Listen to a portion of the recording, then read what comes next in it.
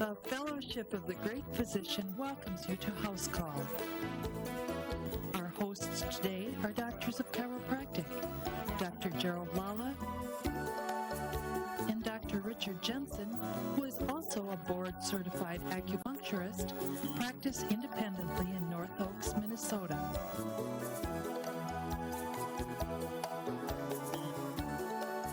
Let's join our hosts for today's program that will assist you in your quest for optimum health and well-being. Welcome to House Call. I'm Dr. Gerald Lala. And I'm Dr. Richard Jensen. It's great to have you with us again on this, the third session of Eliminating Diabetes and Related Illnesses naturally, because we're wellness practitioners. We're just not your single chiropractor that's just looking at bones, muscles, ligaments, although that's a valuable dimension of chiropractic care, but we're more interested in whole person health. We've been talking about diabetes, eliminating it and or preventing it, and we're going to do a very quick review of how we finished our last program, session 2, by discussing the secondary factors related to increased levels of insulin. So these are things that will eventually or more than likely happen when diabetes is allowed to set in. So there's a decrease in the high-density lipoproteins, increases in the low-density lipoproteins. You do not want increased low-density lipoproteins. Those are the bad fats. Increased triglycerides, you don't want that, and you don't want increased sodium retention. Another secondary factor is neuropathy. What is it? Most frequently a complication of long-term diabetes, or people who are close to it. 60 to 70% of diabetics have mild to severe nervous system damage, resulting in pains in their arms or legs or generalized throughout their body. One of the primary nerves involved is the femoral nerve. Certainly a lot of chiropractors see people with femoral nerve issues. It's commonly involved giving rise to symptoms in the legs and feet. Pain is often the chief symptom and tends to worsen at night when the person is at rest. It is usually relieved by activity and aggravated by cold. Advanced femoral nerve disease is a major contributing cause to lower extremity issues, including amputations. Another symptom that they have, which is very close to neuropathy, is paresthesia, commonly accompanied by pain, muscle cramping, muscle tenderness, often is misdiagnosed or diagnosed as fibromyalgia, muscle weakness, and atrophy or loss of muscle size is rare. Now, very often the nerves in the arms, abdomen, and back may be affected, and as chiropractors, we certainly see that. Also, what happens is there's impaired heart function, slowed digestion, reduced or absent perspiration, severe edema, carpal tunnel syndrome, alternating bouts of diarrhea and constipation, bladder atony, urinary and fecal incontinence, and impotence. Let's talk about sexual impotence. Certainly. Diabetes is probably the single most common disease associated with erectile failure or neurogenic impotence. Diabetes is a metabolic disease with vascular and nervous system complications. As erection involves the entire nervous system, and a lesion anywhere along the path may be responsible for erectile failure. It has been estimated that close to 50% of the diabetic males have some degree of erectile dysfunction. So often this is not a psychological issue, but rather a physiological issue, that if the proper blood tests are performed and this man's hormones are checked out and his other blood markers are checked out, very often the issues can be solved naturally. Now, neuropathy, if we talk a little bit more about that, neuropathies or pathologies usually improve with control of the diabetes. Isn't that a wonderful statement? Severe or chronic changes may require several weeks or months to show maximum improvement, so it's going to take some patience. Now, how about let's talk a little bit more, Dr. Jensen, if you would, about reproductive hormonal changes in diabetes. Certainly, doctor. Well, what we find is this insulin insensitivity, which leads to high insulin levels in the body, because insulin is a switching type hormone in the body, brings changes in the effect that it reduces the action of 1720 lyase, which is responsible for converting pregnenolone into estrogen. And this results in increases in the formation of testosterone and decreasing estrogen. Therefore, the woman becomes an android in body shape, It increases central adiposity, or brings upon that apple body shape rather than the pear body shape. It decreases the control of estrogen throughout her body, and this results in increasing dysmenorrhea, meaning that they're having menstruation problems, and ovulation risk, which means that they're having a hard time with getting pregnant. And therefore, this is also associated with a disease called polycystic ovary syndrome. And of course, don't forget the dreaded facial hair that may occur also, since women are... So they take on more male characteristics. They do, because, and it's just because it shifts it all across. And as we look at this next slide here, we see that the ones that are affected are the pregnenolone and its conversion through all of this into the testosterone and the estrogens. And as we look at the balance that takes place down here, here's testosterone, and it goes back and forth between androstenedione here, and it also goes back and forth between the estrogens here. So it's pushing things more this way and keeping them there so that the person has more testosterone than they do estrogens, at least in the female. One of the things that's really, really sad about this, certainly you and I involved in church work and psychological issues, is it is just so disgusting to me to see that what some of these churches will do is say that this woman has demons, that she's demon-possessed and needs to go through exorcism. Mm-hmm. Or they have to go back and deal with all kinds of internal issues when in fact the issue is biochemical. Mm-hmm. And what going back and digging up a lot of garbage in their lives often is going to mess them up even more, when in fact it's a simple biochemical issue that needs to be dealt with. You know, it's just very, very sad. Absolutely. When it comes to the fact that they're not able to get pregnant, and it has huge mental stresses upon this person who wants to have a child and can't, and it can be due to the sugar They problem. put all kinds of Jesus over the whole thing, make it real religious and that, and blame everything on the devil, when it's going to mess those people's heads up to no end. Some of those people are never going to recover.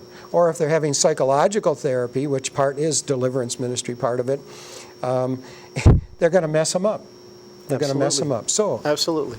So then as we look also on the other side of this, we have the corticosteroids, that this also plays a factor in with pregnenolone, and where we're moving things more towards a cortisol side, and cortisone, we're reacting with those in that it's creating more blood sugar due to trying to keep that blood sugar level high with the hyperinsulinemia that's going on, as well as increased aldosterone, which we see as salt retention, which is another side effect of steroids.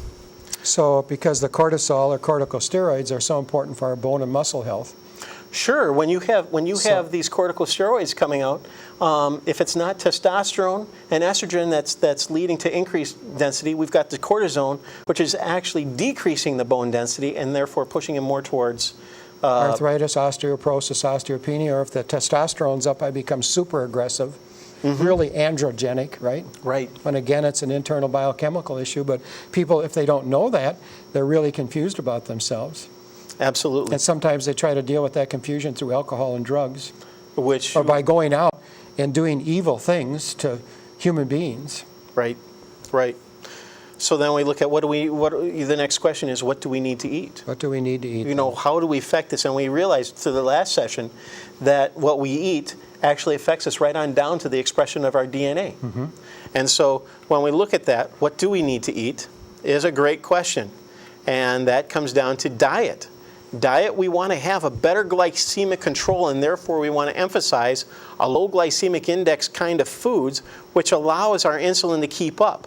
And it also helps control our insulin values, just because we don't need it as much.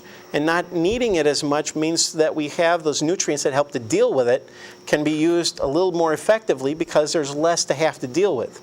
It also, if we improve body composition, that will help.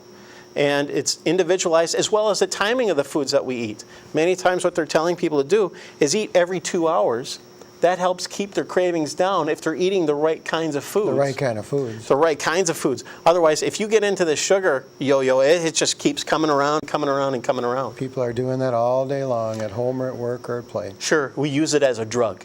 We really do. We use it as a drug to keep our moods up, and it just makes it fall back down. Drugs are bad. It is bad. So the other thing that we want to do is we want to avoid food sensitivities. There are some foods, there are some spices that help dramatically in how we handle insulin. However, if we are sensitive to that spice, it's going to raise inflammation, which decreases insulin sensitivity, and it's going to make the problem worse than if we hadn't taken the spice at all. My wife is the spice of my life. The spice of your life, and you're not allergic to her.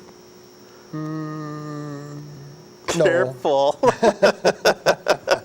I'm addicted to her. Oh, there we go. Okay. Well, some addictions are good. That's a good addiction. Yes. At least she tells me it is. Yeah. Okay. Well, she's a good influence. So we individualize these diets also by looking at the caloric needs of the person, the health issues that the person has, as well as the health goals. So you should have these things individualized for you in order to do the most help. Then what we look at is the culprit for these, and quite frankly, the culprit is that we have this love affair with sugar and with sweet. And eating or drinking refined sugar especially is a problem. Raising that blood sugar makes it so that we don't have enough insulin to respond or the sensitivity for it. I know that there's a candy company. You know how they have T-shirts with the big apple? I love New York. They want to put, I won't name the candy bar, Okay. but they want to produce a T-shirt that says I love Oh, okay. and the candy bar. See? Sure, sure. Now we look at fructose, and fructose is actually a pretty good sugar from the point that we don't have the insulin response to it. But so you look at diabetics and how they should be eating. That's why they come up with all these artificial sweeteners. That why don't they use fructose? And it turns out that if we eat fructose in high contents, it damages the liver. So that's not the answer. I know some health food stores and chiropractors and nutritionists who sell fructose tablets. Oh. Well, then we also have the other culprit, high fructose corn syrup. Now, high fructose corn syrup, just because it has fructose in the name, it does not mean it's fructose. It is a highly processed sugar. And the problem with it is that they've actually found that not only does it raise blood sugar levels very well, but it shuts off sensitivity to insulin. So it compounds the problem. And we have part of our love affair is most candies and things like that. They're all sweetened with high fructose corn syrup. So they're taking part of that corn sugar and converting it to, what's that new stuff they're putting in the gasoline? Oh, ethanol. Ethanol. Yes. So pretty soon there's going to be what? There's going to be big prices to pay for fructose and sucrose, Right. and dextrose. Right. Oh, gee, they can make more money on that now. So let's go on as we look at, there's a research that's only about 20 years old where they've been looking at, really looking at it. And it's the habitual consumption of high glycemic index foods may increase risk for obesity and type 2 diabetes and heart disease. And really when you're looking at the habitual consumption, this is actually a paper out of the Journal of American Medical Association.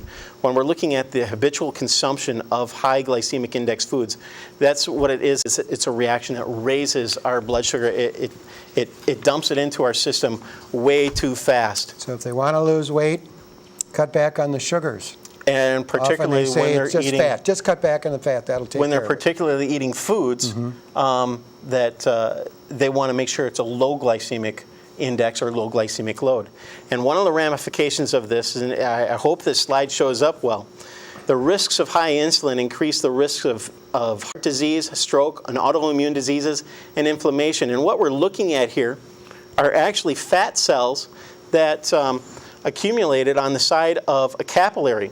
Right here we have a capillary here. You see the blood cells So it's a microscopic inside artery. of it. It's a microscopic view of this. And what we have are white blood cells that have adhered themselves to the side of this, and they become macrophages. And guess what? They eat oxidized LDL for lunch, low density lipoproteins, the bad cholesterol. And what happens is they get so much in there that they expand. This is it expands to the point that they look like foam, like soap, underneath the microscope, and so they call them Fope cells. And what you can see here is it's starting to occlude the capillary over here, and this is where we start to get that occlusion, as in arteriosclerosis that forms there. So this is microscopically what starts to happen due to blood sugar. How about sugar alcohols? That's kind of interesting. Sugar alcohols are interesting. They're substitutes for sugars that the body cannot digest. Interestingly enough, there's some controversy on this in that are they truly sugar-free type substances, or do they affect us in deleterious manners? There's a lot of people who have a lot of gastrointestinal problems when they take stuff that they can't truly absorb. So there's a lot of people who steer clear of those for those reasons. But for some people who have to have their sweet, they're an alternative to it that don't raise their blood sugar and therefore help stem off some of these other diseases. My wife calls herself Sweetie Pie, and she said that's enough sugar for me. That's enough sugar. But if you're interested in these, it's sugar substitutes are something that are regulated by the FDA, and if you look out on the Federal Registry underneath artificial sweeteners, it will have some of those reports on there. And incidentally enough, one artificial sweetener has had more complaints about it than any other food to the FDA in the history of the FDA. And that's one that's found in many, many, many foods. And what is it? Well, that would be NutraSweet. NutraSweet. Or aspartame. Are we going to get sued for mentioning those two names? I hope not. They're not going to get I was any money. trying to avoid it. What'd you do? You brought it to the forefront. Well, we're not knocking it. We're just saying what the government says. So go check out what the government says about it, okay? So what's the best thing to do? It's to eat foods that were packaged the way that God packaged them. The less processing that occurs in here, the better it is. Dr. Lala, do you have more to say on that? Well, a healthy diet consisting in complex, unrefined carbohydrates releases sugar into the blood more slowly, the way God originally designed it to, causing the release of healthy levels of insulin from the pancreas. Next slide, we're going to show you something about food sensitivity, something that Dr. Jensen and I work with well in our wellness practice, the IgE and the IgG4 food sensitivity test. What happens, there's a neurological basis of weight gain. So as you see at the top there, it says the ingesting of the offending food, it lowering the blood levels of serotonin, which in turn causes discomfort or hungry, which causes cravings, simple sugars and carbohydrates, which yields to the production of insulin, increased tryptophan in the blood, and serotonin in the brain. Those are neurotransmitters that we do tests for, temporary feeling of well-being, drop in the blood sugar levels. So what do? We get back on the sugar horse. And the only way to scientifically determine what they are is to perform an IgE and an IgG4. One test is for immediate food sensitivities.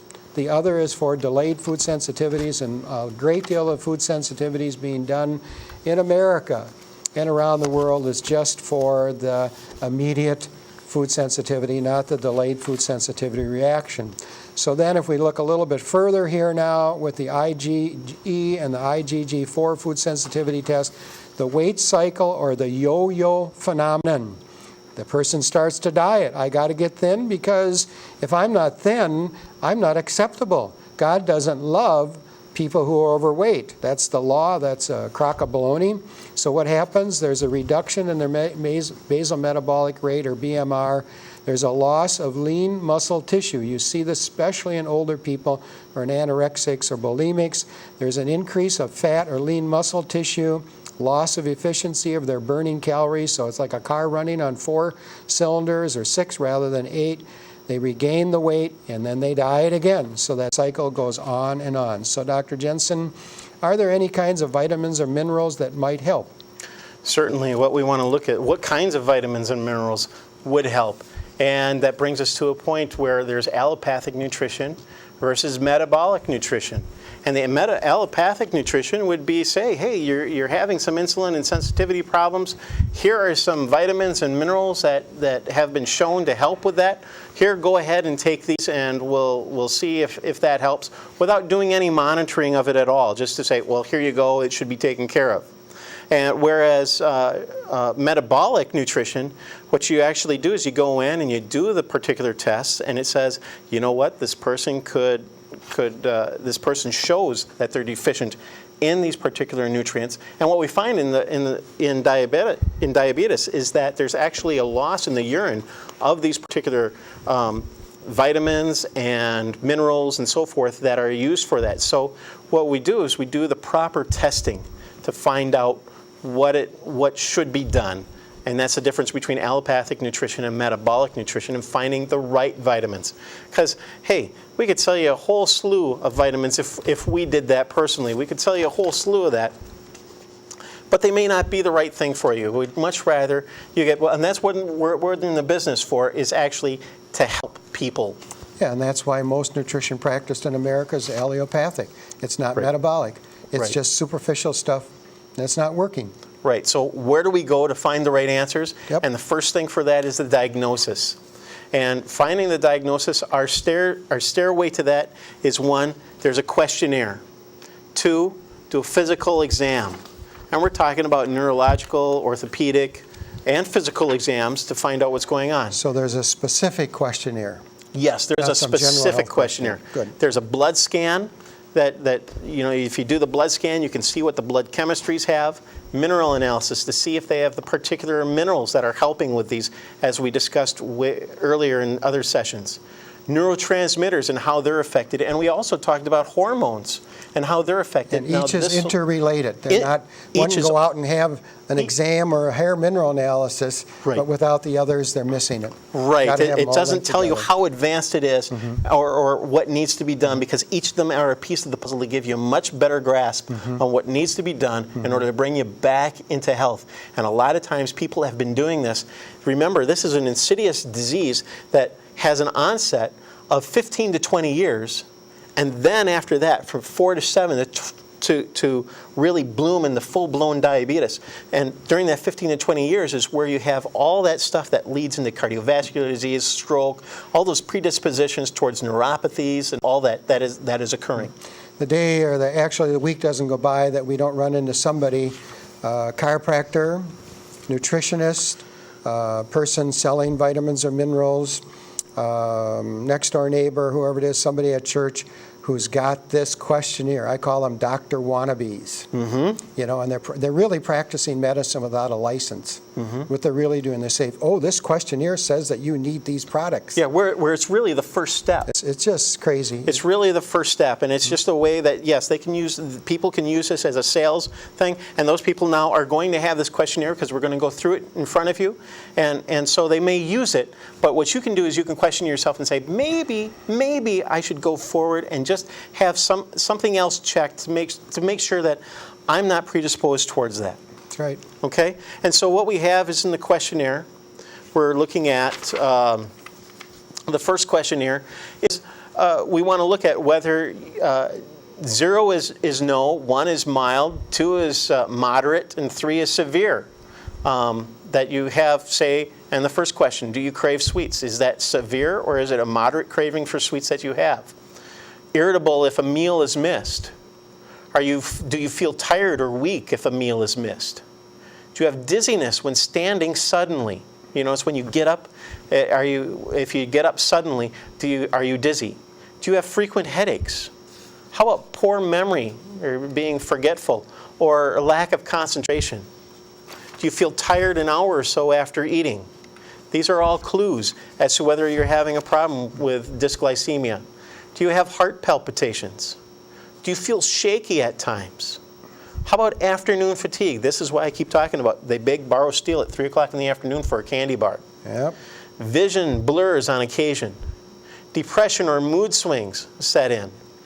They're overweight and frequently anxious or nervous are all things. Then within the physical exam, we want to look and we want to calculate their BMI. Now these numbers, you're not going to be able to read those, but that line there, that line that you see that's partway through the graph, that shows where we're getting up above 26 or 27 in a BMI, and that's a relationship between your weight to your physical height.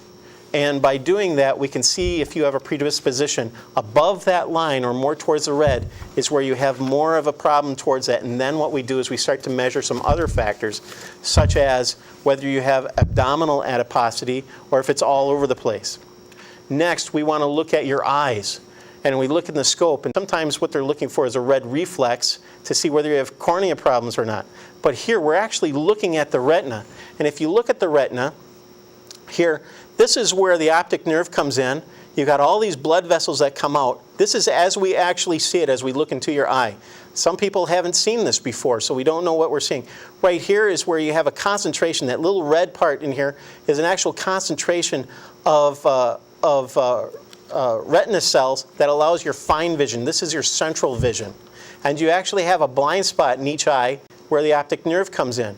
Well, what happens is this is normal, but if you look over here, they have ulcers and they have hemorrhages that are taking place in here. And then if you look at the vasculature, you're seeing little aneurysms in here. And these are due to diabetic retinopathy for sugars, because the eyes are highly susceptible for the sugars.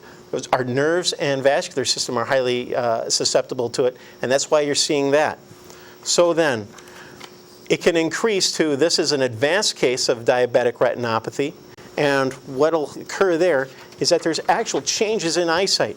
When you see that this is the picture that you should be seeing, but you're having problems with hemorrhages and things in your eyesight, you start to have these smudges out of them. Hard places to see, and therefore this is part of seeing advanced stages of diabetes where it's affecting your eyesight. So very important. Dr. Lala, how about the next thing, your blood scan? Well, there's a good picture there, a few markers, glucose, and all traditional markers when you do a blood test come back in a clinical range, but what they're failing to do is to evaluate them in a homeostatic or an optimal range. So for example, glucose clinically can range between 65 and 110, but homeostatically it would be between 85 and 100. That's quite a bit of difference there. Your sodium should be between 138 and 146. Homeostatically, 140 to 144. Cholesterol, 140 to 200. Homeostatic, 150 to 180. Triglycerides, 10 through 195. Homeostatically, triglycerides, 80 to 115. LDL, 35 through 190 homeostatically, so optimally they shouldn't be any lower than 50 or higher than 110. And then the HDL, the good fats, clinically between 35 and 55, homeostatically between 55 and 120. Total cholesterol, HDL, 4.0 clinically, but homeostatically should never be higher than 310. And then when we do a ratio between LDL and HDL, the clinical range is 3.0, and homeostatically it's 2.0. So what it amounts to is that there are a lot of issues that go undiagnosed, and they don't look at them homeostatically. They're just looking at them clinically, and they say, well, it's a little high here and that. Just kind of watch it. It bears watching. Well, when that thing is up high in a clinical range already, even if it's just up a tiny bit high, your blood glucose, your cholesterol, triglycerides, it says that from an optimum perspective, that thing is really wrong. And so you need to, in our opinion, to get to a practitioner, a real wellness practitioner that does nutritional work, but that it's science-based, okay? Science-based rather than anecdotal things or semi-diagnostic tests. Jesus created you to live long life and good health. He really has. He loves you. He doesn't want you to be sick. God never put sickness on you. He doesn't do that. That comes from the devil and from people who don't take good care of their health, or people who are arrogant and think they know all the answers, or they can pop a vitamin or a pill and take care of themselves. So take good care of yourself. You got one body to live. You might as well take good care of it, and you'll live a long life and good health. You really, really will. House Call TV has been brought to you by the Fellowship of the Great Physician. For further information, please call at 651-484-8521 or visit our website at www.housecalltv.org. Until next time, thank you for listening to House Call.